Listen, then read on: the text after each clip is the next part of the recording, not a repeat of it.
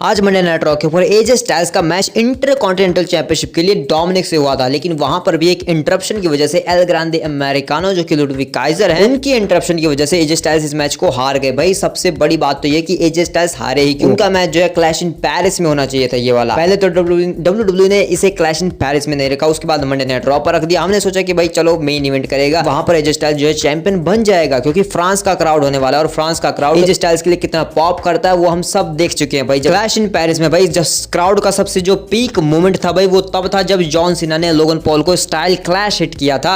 एक styles clash John Cena ने hit किया था लोगन पॉल को। उस टाइम पर क्राउड का जो रिएक्शन निकल कर आया था जब वो एजे स्टाइल्स के लिए फिनोमिनल वाला गाना गा रहे थे, यू आर फिनोमिनल गा रहे थे भाई, तो वो था भाई क्राउड का सबसे पीक मोमेंट भाई पूरे क्लैश इन पेरिस का। भाई सबसे पीक मोमेंट वही था भाई। उसके बावजूद जो है एजे स्टाइल्स को हरवा दिया इन्होंने मंडे नाइट रॉ के ऊपर। लगा था भाई उसके बाद कि भाई रॉ पर जीतेगा बंदा, लेकिन पता नहीं भाई डब्ल्यूडब्ल्यू क्या सोचकर भाई एजे स्टाइल्स के साथ इतना बेकार चीजें कर रही है, क्योंकि उन्हें वो मोमेंटम दे ही नहीं रहे हैं भाई। उस बंदे का जो है 1 साल और बचा होगा, क्योंकि उसने कहा है कि वो 50 तक जो है रिटायर हो जाएगा, यानी कि उसका 1 साल और है बस, उसके बाद वो रिटायर भाई। लेकिन उसके बावजूद डब्ल्यूडब्ल्यू जो है एजे स्टाइल्स के साथ कुछ अच्छा नहीं कर रही है भाई। यहाँ पर तो भाई बंदे का जीतना बनता था भाई। मैं इस चीज से बहुत डिसअपॉइंट हूँ, और तुम बताओ भाई तुम्हारी क्या राय इसके ऊपर। इन सब के अलावा भाई फिन बैलर को भाई मंडे नाइट रॉ के ऊपर एक बहुत ही बेहतरीन पॉप मिली भाई। जब वो अपने फिनिशर के लिए टॉप पर जाने वाले थे तो वहां पर भाई क्राउड जिस तरीके से एंगेज कर रहा था फिन बैलर के लिए, जिस तरीके से चीयर कर रहा था भाई, उस फिन बैलर का गाना गा रहा था भाई, फिन बैला ला ला ऐसे करके भाई। तो भाई सच में भाई फिन बैलर को एक बेबी फेस टर्न देना चाहिए डब्ल्यूडब्ल्यू को, और उसे जो है वापस से भाई उसका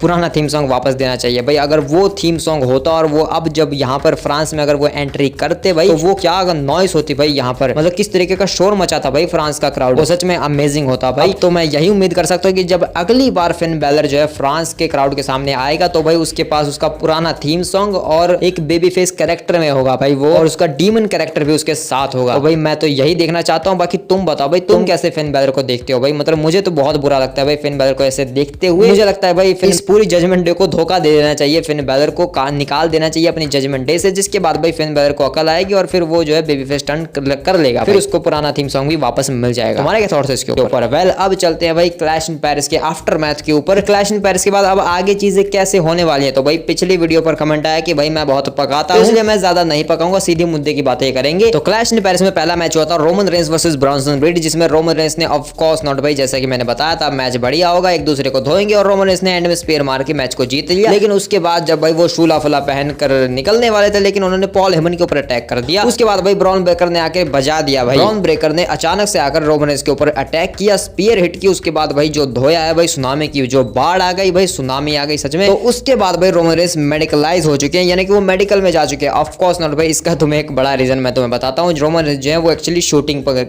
पर गए हैं भाई, मूवी की शूटिंग करने, स्ट्रीट फाइट। तुम्हें पता ही होगा अगर तुम जो है ज्यादा खबरें वगैरह देखते हो डब्ल्यूडब्ल्यू से रिलेटेड कि रोमन रेंस क्या कर रहा है। तो भाई कोडी रोड्स भी तो वहीं शूटिंग पर है ना भाई, तो भाई Cody Rhodes versus Roman Reigns का मैच भी तो करवाना है, तो इसलिए भाई दोनों फिलहाल छुट्टी पर हैं और वो छुट्टियां मना रहे हैं मूवी शूट करते हुए भाई। तो जो स्ट्रीट फाइटर मूवी है भाई उसमें जो है रोमन रेंस का मेजर रोल रहने वाला है, अकुमा नाम का कैरेक्टर वो प्ले कर रहे हैं, तो इसलिए उसकी जो फाइट है भाई वो कोडी रोड्स के कैरेक्टर से जरूर होगी, इसलिए भाई उसकी शूटिंग करने के लिए अब रोमन रेंस जा चुके हैं छुट्टी के ऊपर। अब फिलहाल वो वहां पर है, काम कर रहे हैं अपना हॉलीवुड वाला निपटा के। जब वो वापस आ जाएंगे तो रोमन रेंस के लिए अगली चीज ये होने वाली है, क्योंकि ब्रॉन ब्रेकर ने अटैक किया, तो Bron Breakker versus Roman Reigns का मैच होगा जब भी जो है रोमन रेंस वापस आएंगे। और जहां तक लग रहा है भाई रोमन रेंस बहुत जल्द वापस आने वाले हैं, क्योंकि रसल पलोजा जो कि अगला इवेंट होने वाला है डब्ल्यूडब्ल्यू का प्रीमियम लाइव इवेंट, वहां पर फॉर श्योर भाई डब्ल्यूडब्ल्यू ये मैच करवाएगी, क्योंकि वहां पर जो है रोमन रेंस को फीचर करेंगे ये लोग भाई, क्योंकि एक तो एईडब्ल्यू के अगेंस्ट जा रहे हैं, ऊपर से ईएसपीएन के ऊपर पहला इवेंट है, इसलिए भाई रोमन रेंस का वहां पर होना बनता है और रोमन रेंस को जरूर डब्ल्यूडब्ल्यू वहां पर लेकर आए। और वहीं पर हमें जो है Roman Reigns versus Bron Breakker का एक सिंगल्स मैच देखने को मिल सकता है, जहां तक लग रहा है भाई। तो देखते हैं डब्ल्यूडब्ल्यू क्या ऑफिशियल करती है रसल पलोजा के लिए, रोमन रेंस के लिए वहां पर, या फिर रोमन रेंस वहां पर होने ही नहीं वाले, वो तो इन फ्यूचर में हमें पता चल ही जाएगा, क्योंकि अभी जो है कुछ चीजें क्लियर नहीं है। लेकिन रोमन रेंस के लिए नेक्स्ट जो है ब्रॉन ब्रेकर ही रहने वाले हैं, ब्रॉन ब्रेकर से आकर वो बदला लेने वाले हैं अपना, और कुछ नहीं। उसके बाद भाई शो के ऊपर क्लैश इन पेरिस में एक टैग टीम चैंपियनशिप पर मैच हुआ था, जो कि भाई क्यों हुआ था भाई मुझे नहीं देखना था भाई। ये white Sikh versus street profit का एक छोटा सा मैच था, जहां पर व्हाइट सिख फिर से जीत जाते हैं, रिटेन कर देते भाई। इसमें मतलब क्यों करवाया भाई इन्होंने। उसके बाद निकी बेला और बेकी लिंच का मैच हुआ था, निकी बेला जो है वो हार गए अपने मैच को एक रोल अप से, क्योंकि बेकी लिंच ने यहाँ पर रिटेन कर ली अपनी चैंपियनशिप, इंटरकॉन्टिनेंटल चैंपियनशिप, वो भी एक रोल अप के जरिए। तो जहां तक मुझे लगता है कि ये रीमैच के लिए जरूर जाएंगी ये चीजें, क्योंकि ये रोल अप से खत्म हुआ है भाई। मैं सेटिस्फाई नहीं हूं भाई, और जितना ये मैच जो है दिखने में अमेजिंग लग रहा था भाई, कुछ उतना मजा आया नहीं भाई इस मैच में पर्सनली भाई। इसके बाद जो है रूसेव वर्सेस शेमस का एक बैंगर मैच हमें देखने को मिला था। एक दूसरे को बुरी तरीके से धोया और आसपास के सामान को भी बुरी तोड़फोड़ मचा दी भाई पूरी, और जो मजा आया भाई इस मैच को देखने में, एक्चुअल में बैंगर मैच था। और इसकी जो एंडिंग थी वो भी काफी पीसफुली भाई रूसेव ने अपने पुराने स्टाइल में जो इस मैच को खत्म किया, टैप आउट करवा के शेमस को। शेमस ने अपना दूसरी बार टैप आउट किया भाई पूरे करियर में भाई, तो इसलिए भाई रूसेव के लिए जीत जरूरी थी भाई। और अब जो है रूसेव रूथलेस हो चुका है पूरी तरीके से, क्योंकि उसने रॉ के ऊपर एक छोटा सा उसकी वीडियो क्लिप आई थी, एक हाइप क्लिप दिखाई थी डब्ल्यूडब्ल्यूई ने, जिसमें दिखाया कि भाई वो रूथलेस हो चुका है और वो सबके लिए आने वाला है। तो देखते हैं भाई रूसेव के लिए अगली चीजें क्या होने वाली है। मुझे लगता है कि उसे भाई टाइटल पिक्चर में डालना चाहिए, या फिर उसे स्मैकडाउन पर शिफ्ट कर दो और फिर एक टाइटल पिक्चर में डाल दो मिड कार्ड वाली सैमी ज़ैन के अगेंस्ट, भाई मजा आएगा। वैसे तुम बताओ तुम किसके अगेंस्ट देखना चाहोगे रूसेव को करंटली। पहले इसके बाद भाई शो का सबसे अमेजिंग मैच हुआ था भाई, मतलब क्लैश इन पेरिस का भाई most entertaining match of the night अगर कोई था भाई उस क्लैश इन पेरिस का, तो वो यही था भाई, John Cena versus Logan Paul. भाई क्या अमेजिंग मैच हमें देखने को मिला भाई, क्योंकि भाई दोनों ने भाई जो अलग अलग तरीके के मूव से इन्होंने ट्राई किए भाई पूरे मैच में, स्टोलन फिनिशर्स का यूज किया, तो भाई सच में मजा आया भाई इस मैच को देखने में। ये सबसे इंटरटेनिंग मैच था भाई पूरे क्लैश इन पेरिस का, सबसे ज्यादा बेहतरीन मैच यही था भाई। इसको जो है मेन इवेंट में रखते तो भाई और ज्यादा बेहतर होता, लेकिन भाई मेन इवेंट में एक शॉकर पुल करना तो नहीं, इसीलिए वैसे वो कुछ इतना खास शॉकर लगा भी नहीं भाई किसी को देख के वो। लेकिन भाई लोगन पॉल और जॉन सीना ने एकदम क्लासिक मैच दिया है भाई, जो हमेशा सब लोग याद रखेंगे। लोगन पॉल ने अपने आप को प्रूव किया भाई, जॉन सीना एंड में इस मैच को जीत जाते हैं, और जॉन सीना ने फिर बाद में जो है लोगन पॉल की तारीफ भी की है भाई यहाँ पर, कि लोगन पॉल जो एक बेहतरीन टैलेंट है, बस अगर वो अपनी जबान पर थोड़ी लगाम रखे तो वो और बेहतर बन सकता है। तो भाई अच्छी बात है भाई, लोगन पॉल के लिए रिस्पेक्ट बढ़ चुकी है फिर से। लेकिन भाई वही बात है, जब रिंग के अंदर वो परफॉर्म करता है तो ऑब्वियसली वो सबकी रिस्पेक्ट हासिल करता है, लेकिन उसके बाद जब माइक्रोफोन उठा लेता है तो भाई फिर उसको हेट करना बनता है भाई। उसकी शक्ल देखते ही भाई गाली देने का मन करता है, तो क्या करें। हालांकि अब जॉन सीना के लिए अगली चीज ये रहने वाली है कि John Cena versus Brock Lesnar का ही मैच होने वाला है। अगली स्मैकडाउन के ऊपर ऑलरेडी जॉन सीना को एडवर्टाइज कर दिया गया है, शिकागो से स्मैकडाउन होने वाली है, और भाई वहां पर जॉन सीना कॉल आउट करेंगे ब्रॉक लेसनर को कि भाई आजा, लोगन पॉल के साथ तो सब खत्म हो गया, लेकिन अब तेरे साथ जो है मामला क्लियर करना है। तो Brock Lesnar versus John Cena का हमें मैच देखने को मिल सकता है रसल पलोजा के लिए, जो कि ऑब्वियसली भाई वहीं पर करवाएगी डब्ल्यूडब्ल्यूई और कहीं पर नहीं करवाने वाली। लेकिन कुछ रूमर्स का ये मानना है कि शायद डब्ल्यूडब्ल्यूई जो है ये मैच यानी कि John Cena versus Brock Lesnar का जो मैच होगा वो जॉन सीना के फेयरवेल टूर का एंड मैच भी हो सकता है। बाकी देखते हैं भाई, थोड़ी देर में ऑफिशियल हो ही जाएगा, स्मैकडाउन तक का वेट कर लेते हैं, पता चल ही जाएगा भाई। लेकिन जहां तक मुझे लगता है स्मैकडाउन पर ब्रॉक लेसनर शायद नहीं आने वाला, आ भी सकता है भाई, अचानक से शॉकर पुल करके जरूर आ सकता है, लेकिन मुझे नहीं लगता कि ब्रॉक लेसनर आएगा। सिर्फ जॉन सीना कॉल आउट करके रह जाएंगे और उसके बाद जो है ब्रॉक लेसनर बाद में फिर कभी आएगा एडवर्टाइज करके, क्योंकि डब्ल्यूडब्ल्यूई को टिकट भी तो बेचने हैं भाई। और लोगन पॉल भाई उसका नहीं पता, शायद वो लंबी छुट्टी पर जाने वाला, उसके बाद फिर कभी रिटर्न करेगा। देखते हैं भाई लोगन पॉल के लिए क्या होता है अगली चीजें। लेकिन अब चलते हैं भाई सबसे बेहतरीन चीज के ऊपर भाई, जिसके ऊपर सच में बात करनी है, ये वीडियो इसी के लिए तो है। द विजन फैक्शन में ज्वाइन हो चुकी है बेकी लिंच भाई, और उसके बाद भाई मतलब मेन इवेंट में जो ये चीज हमें देखने को मिली, जब सेथ रॉलिंस जो है स्टॉम्प कर देता है रिंग साइड पर एलन नाइट और जे ऊसो को, उसके बाद वो स्टॉम्प करने जाता है सीएम पंक को चेयर के ऊपर भाई, और वहां से सीएम पंक हट जाते हैं, जीटीएस हिट करते हैं, सेथ रॉलिंस घूमकर वापस सीएम पंक के कंधों पर गिर जाते हैं, और उसके बाद सीएम पंक एक और जीटीएस लगाने के लिए जा रहा होता है, लेकिन पीछे से अचानक से कोई निकल कर आता है और वो हिट करता है एक लो ब्लो, और उसकी शेप देखकर हमें पता चल चुका था कि भाई वो बेकी लिंच ही है। तो उसके बाद सेथ रॉलिंस जो है इस तरीके से एक स्टॉम्प हिट करके रिटेन कर लेते हैं अपना टाइटल, और पता चलता है कि वो बेकी लिंच ही है। और यहाँ पर एक बेहतरीन अमेजिंग फोटो शूट देखने को मिलता है, जो ये फोटोज निकल कर आई है भाई, सच में भाई सबसे लाजवाब फोटोज हैं ये सेथ रॉलिंस और बेकी लिंच की। तो भाई मूवमेंट तो काफी बढ़िया था भाई, सेथ रॉलिंस और बेकी लिंच को एक साथ देखकर टीवी के ऊपर मुझे सच में मजा आया भाई। मैं फिर से देखना चाहता था इनको एक साथ, क्योंकि जब पिछली बार चीजें हुई थी तो वो लोगों को कुछ खास पसंद नहीं है, इनकी जो केमिस्ट्री थी वो इतनी खास पसंद नहीं आई किसी को भी। इवेंचुअली इन दोनों को खुद को नहीं पसंद है भाई वो, तो उसको भाई थोड़ा सा क्लीन भी तो करना है ना, तो इसीलिए अब जो है ये दोनों चैंपियन है, दोनों हील है, तो भाई क्यों ना एक साथ हो जाए भाई। तो इसलिए भाई अब विजन फैक्शन में ज्वाइन हो चुकी है बेकी लिंच, और बेकी लिंच ने भाई मंडे नाइट रॉ के ऊपर भाई सीएम पंक की बुरी बेइज्जती की है भाई, यानी कि इन दोनों का एक प्रोमो सेगमेंट हमें देखने को मिला मंडे नाइट रॉ के ऊपर, जहां पर भाई चाटे तक मार दिए भाई इस बेकी लिंच ने सीएम पंक को। वापस सेथ रॉलिंस भी आए थे लेकिन वो चले गए फिर अपना शक्ल दिखाकर, लेकिन सीएम पंक ने ये कह दिया कि भाई सेथ रॉलिंस जो है वो तो कीमत चुकाएगा ही, क्योंकि उसने मेरी वर्ल्ड हेवीवेट चैंपियनशिप को छीना है मुझसे, मेरे ऊपर कैश इन किया था, तो उसके लिए उसका बदला तो मैं उससे लूंगा ही, लेकिन तुमने जो बेकी लिंच मेरे साथ किया है उसके लिए तुम एक दिन पछताओगी, यानी कि तुम रिग्रेट फील करोगी इस चीज के लिए, ऐसा कहा सीएम पंक ने। और उसके बाद वो बैक स्टेज में चले गए, जहां पर हमें पता चला कि भाई अगली स्मैकडाउन शिकागो में होने वाली है, और सीएम पंक ने कहा कि भाई शिकागो में होने वाली है ना अगली स्मैकडाउन, ठीक है मैं भी आता हूँ। सीएम पंक भी अवेलेबल होने वाले हैं अगली स्मैकडाउन के ऊपर, जहां से स्पेकुलेशंस ये लगाई जा रही है अब क्योंकि स्मैकडाउन शिकागो से होने वाली है, सीएम पंक के होम टाउन में होने वाली है। सीएम पंक का होम टाउन है, दैट मींस वहां पर एजे ली भी अवेलेबल होंगी।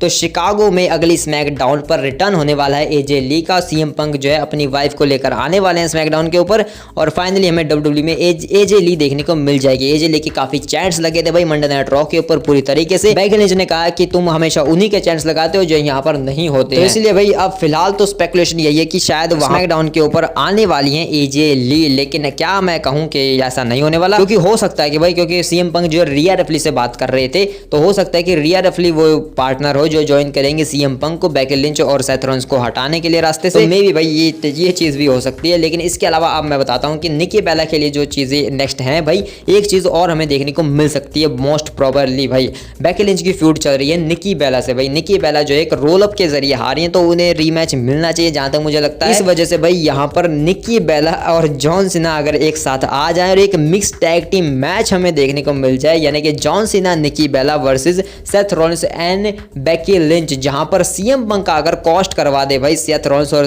बेकी लिंच को वो मैच, जहां से फिर सीएम पंक के साथ अगेन फ्यूड स्टार्ट हो जाएगी और फिर एजे ली का रिटर्न हो। उसके बाद हमें AJ Lee CM Punk versus Seth Rollins और बेकी लिंच का मैच देखने को मिले भाई, जिससे कि जो है काफी इंटरटेनिंग हो जाएंगे भाई चीजें, क्योंकि भाई फेयरवेल टूर के दौरान हमें जॉन सीना का एक मिक्स टैग टीम मैच भी देखने को मिल जाएगा निकी बेला के साथ मिलकर भाई। तो ये सच में काफी अच्छी चीज हो जाएगी अगर डब्ल्यूडब्ल्यूई चाहे तो ये चीज पुल ऑफ करवा सकती है करंटली, अगर डब्ल्यूडब्ल्यूई चाहे। लेकिन जहां तक अभी नजर आ रहा है तो भाई डब्ल्यूडब्ल्यूई जो है सिर्फ सीएम पंक और एजे ली का रिटर्न करवा देंगे। उसके बाद जो है सेथ रॉलिंस और Becky Lynch versus CM Punk and AJ Lee का एक मैच हमें सेटअप होता हुआ नजर आ रहा है। लेकिन हो सकता है कि वो रेसल प्लाजा में ना हो, वो कहीं और भी हो सकता है। बाकी स्मैकडाउन पर हमें पता चल ही जाएगा, शिकागो में होने वाली है, वहां पर हम देख ही लेंगे भाई कि एजे ली रिटर्न कर रही है या नहीं। तुम्हारे क्या थॉट्स है इसके ऊपर, मुझे कमेंट में बताओ कि क्या एजे ली का रिटर्न होगा या नहीं भाई स्मैकडाउन के ऊपर, वो हमें स्मैकडाउन पर पता चल ही जाएगा। लेकिन एक और चीज जो डब्ल्यूडब्ल्यूई पुल ऑफ कर रही है, यानी कि जो डब्ल्यूडब्ल्यूई जो है प्लान कर रही है, कि ये बड़ा प्लान है भाई, क्योंकि इसमें रोमन रेंस अवेलेबल है। और क्योंकि आज भाई शो के ऊपर तुमने देखा होगा रोमन रेंस को जिस तरीके से द विजन ने धोया है भाई क्रैश इन पेरिस में, और उसके बाद आज जो है जे उसो को भी उसी तरीके से धोया। देन जिमी उसो का रिटर्न हो, जिमी उसो जो है वहां पर बचाने आए जे उसो को, लेकिन काफी लेट आए भाई, मतलब इतनी देर कौन लगाता है भाई आने में, अगर बचाना ही था भाई थोड़ी देर पहले आता, एक सुनामी लगने से पहले। नहीं भाई जिमी उसो बाद में आया और जे उसो ने कहा कि हाँ भाई मुझे तेरी जरूरत है, वहां पर वर्ड्स यही थे भाई जे उसो के कि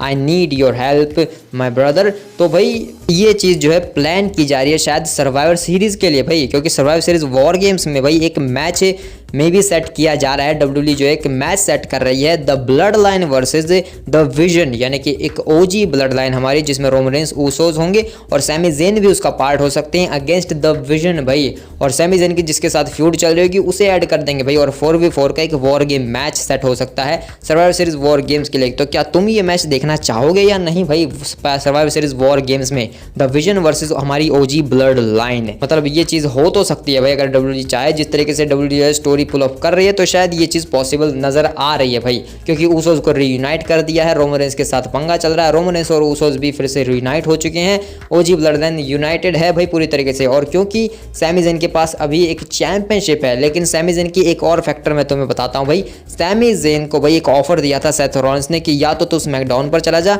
या फिर यहां पर रहकर हमसे पिटता रहे रोज। लेकिन सैमी ज़ेन जो है वो स्मैकडाउन पर जा चुका है। तो भाई क्या सैमी ज़ेन जो है वो सेथ रॉलिंस की साइड हो चुका है, यानी कि उसने सेथ रॉलिंस का ऑफर एक्सेप्ट कर लिया कि मैं तुझे जो है, क्योंकि तुम याद करो भाई सेथ रॉलिंस ने क्या कहा था भाई, पॉल हेमन ने ये उसे ऑफर किया था कि तू स्मैकडाउन के ऊपर चला जा, मैं तुझे वहां पर एक टाइटल अपॉर्चुनिटी भी दिला दूंगा और टाइटल भी, ऐसा कहा था भाई सैमी ज़ेन को पॉल हेमन ने। और वो चीज हो चुकी है भाई, सैमी ज़ेन जो है स्मैकडाउन पर जा चुका है, उसे चैंपियनशिप अपॉर्चुनिटी मिली और वो चैंपियन बन भी गया भाई। भले ही मेन टाइटल ना जीती हो लेकिन मिड कार्ड तो जीते ना भाई, लेकिन वो चैंपियन है भाई। तो क्या ये माने कि भाई सैमी ज़ेन जो है वो विजन के साथ है कि हमारे जो सेथ रॉलिंस और पॉल हेमन क्या उनकी साइड हो चुका है? और जब ये मैच होगा वॉर गेम में तो हमें वहां पर अगेन बिट्रेल और एक हील टर्न देखने को मिलेगा सैमी ज़ेन की तरफ से। मतलब भाई ये बहुत आगे की चीज हो गई, लेकिन मैं भाई काफी एक्साइटेड हो जाता हूँ, काफी डिल्यूजन चला जाता हूँ इन सब चीजों में, इसलिए भाई मैं कुछ ज्यादा ही पकाने लगता हूँ चीजों को। अब तुम बताओ भाई तुम्हें ये स्टोरी कैसी लग रही है और क्या ये चीजें पॉसिबल हो सकती हैं या नहीं। लेकिन फिलहाल के लिए रसल प्लाजा आ रहा है भाई, उसके ऊपर भाई हम काफी अच्छे से बात करेंगे, क्योंकि वहां पर Drew McIntyre versus Cody Rhodes का मैच होने वाला है, and that means Homelander versus Bushehr का मैच होने वाला है।